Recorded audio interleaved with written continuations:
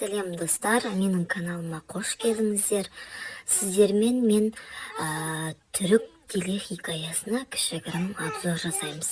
Яғни Тағдырға сен телесериалы күнделікті хабар арнасында 20:00-де болып отырады. Айтқым келгені, бұл жерде екі қыздың тағдыры, әкесінің бай, қуатты, мансап қуған, тек қана барлығын ақшамен бағалайтын жан екен көрініп тұр. Яғни бұл сериалда біз нені көрдік? Екі қыздың тағдыры мүлдем қызық емес.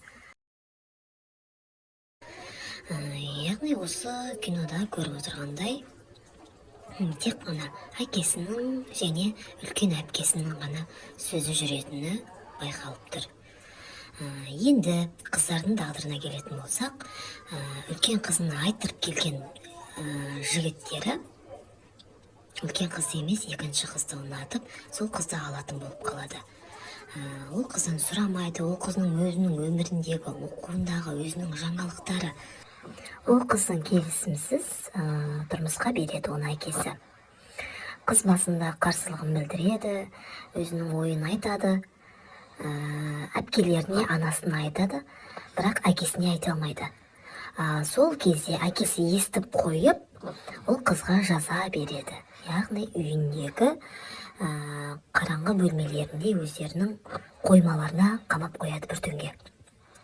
Бір түн жатады, ертесіне қыздарды некелесу күнне тура келіп қалады, яғни некелесу күнге бару керек болады. Сол кезде қоймадан шығарып, ол қызды тазалап, әдемілеп, жуындырып, жаңағы жігітпен бірге қосып жібереді. Ал бұл қыздың үйіндегі болып жатқан тағдыр, ал оның тұрмысқа шыққаннан кейінгі келесі жаңағы ұзатып жатқан үйіндегі үлкен әулеттегі тағдыры мүлдем басқаша болады. Яғни ол жақта мүлдем басқаша тағдыр күтіп тұрады. Сіздермен күнделікті кино обзор жасап, видео жасап отырамын. Сіздермен каналыма тіркеліп, лайк басып, қоңыраушаны басып отырыңыздар. Алдағы уақытта көптеген қызықты мағлұматтармен қазақша тілде бөлісіп отыратын боламын сіздерге.